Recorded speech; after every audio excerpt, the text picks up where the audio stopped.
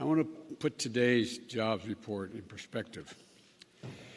I think the conventional wisdom was that the economic figures out today were a setback. Can you tell us once and for all what's going on? Also, in the once and for all category, how much truth is it to the mostly Republican talking point that people staying home during a pandemic idle are making so much money from the federal government as to not want to or be incentivized to return to work?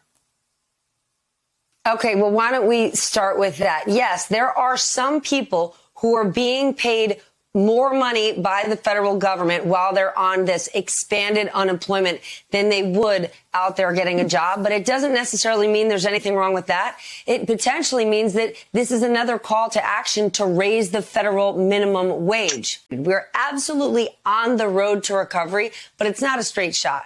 First, I should get your view on what you make of today's job numbers, please.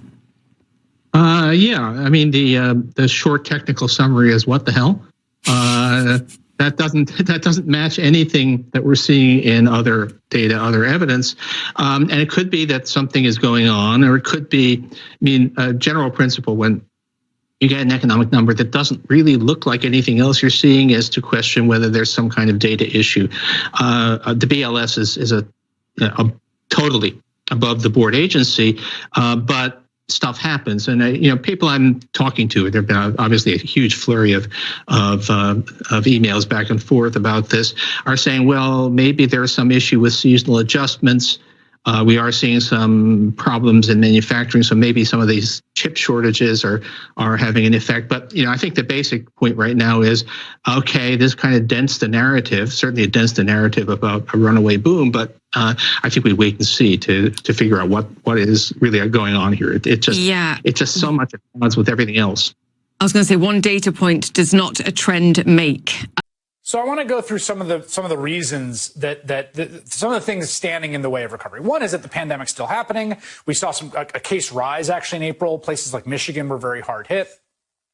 One of the arguments being made on the political right and from some of the business press is that the bonus UI, unemployment insurance bonus checks over and above people's unemployment insurance check, is acting as a disincentive for people to get back and start looking for work. And there's two states governed by Republicans, Montana and South Carolina, that have already said, we're not participating in that federal program. We're not going to let you get those $300 a month. What do you think about that argument?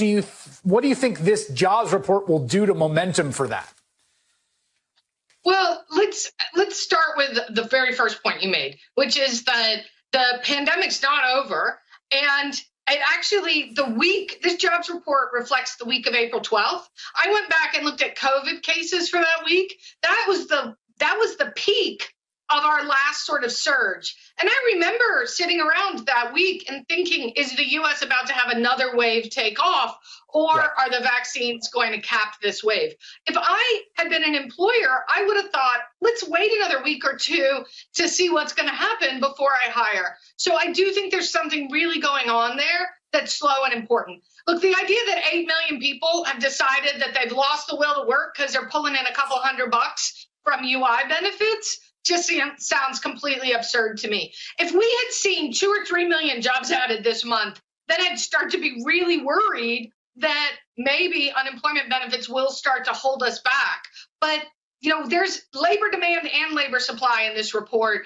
This is not a report where employers are out there trying to hire millions of people and they aren't showing up for work.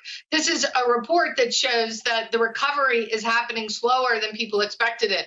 So it's the exact opposite of overheating. It's exactly what I think a lot of people were worried about, which is that it's going to be a little bit slow to get going. I don't think we know the answer to what happened, but it was a shocking number.